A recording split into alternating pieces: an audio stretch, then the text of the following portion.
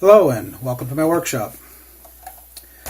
Last video we finished up with getting the basic structure for the front end, give it that look of the Cherokee Chief Concept, which included raising up the hood from the original JK Wrangler hood, kind of tapering off to a little more flat. It's still got a taper in there, but it's very slight.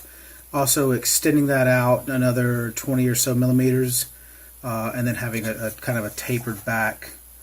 The insert right here will be the backing plate for the new grille. The grille will be removable, which will allow us to paint that a different color than the body. It'll have a headlight bezel that will be sunken back, and will most likely make that up from stacked up material. I'll probably end up putting that on a Dremel and then giving the general shape of a headlight bucket, which is kind of the idea of what they've done here. Probably end up doing a lot of hand sanding at the end, and then what we'll end up doing is putting a LED headlight in there. So then we'll have the grille coming across, which are the thin vertical slats. I want to say that's around 19 or 17. I have to go back and count from the picture. Really thin slats, and it's probably going to be around 2 millimeters in thickness with a 2 millimeter gap in between each one. So I'm going to try to paint this thing chrome I have these paint pens, and it's a liquid chrome. It actually turned out really nice, and I'm going to get a refill and hopefully get my airbrush up and running by then and try spraying this whole thing with that airbrush, and that should actually look fairly close to real chrome. So I'm really excited about that. So with that, let's get started.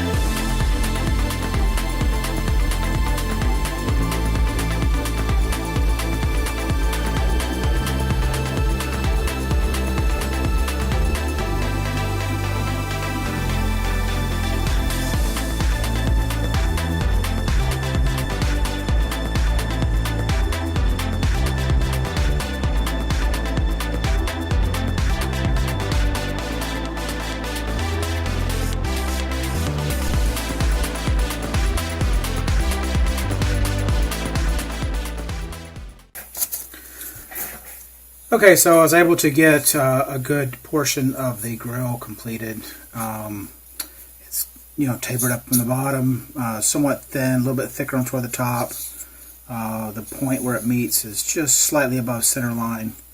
The next thing I'm working on now would be the headlight bezels. So I've built up with the expanded PVC or the coma cell a block and mounted that onto the Dremel.